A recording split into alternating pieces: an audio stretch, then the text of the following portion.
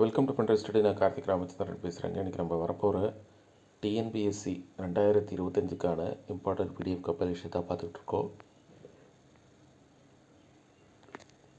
General studies previous year question 2019 2024 வரைக்கும். இது TNPSC சிலபஸை சேஞ்ச் பண்ணல, மர்ஜ் பண்ணிட்டாங்க. INM and history, unit 9 and economy இது மட்டும் மர்ஜ் பண்ணியிருக்காங்களே தவிர மற்றபடி எந்த மாற்றங்களும் இல்லை. 7648 கொஸ்டின் இருக்குது. இதை மட்டும் கோ த்ரூ பண்ணுங்கள், உங்களுக்கு ஹெல்ப்ஃபுல்லாக இருக்கும். இதை தவிர்த்து நம்ம மென்டல் எபிலிட்டி சால்வ் பண்ணி வச்சுருக்கோம். இது டாபிக் வைஸ் இருக்கும், சரிங்களா?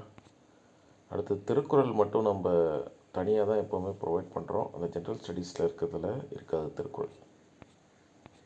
இதுதான் 2 மீடியம் ஆஃப் ஸ்டூடெண்ட்ஸும் யூஸ் பண்ணுற மாதிரி தாங்க இருக்கும்.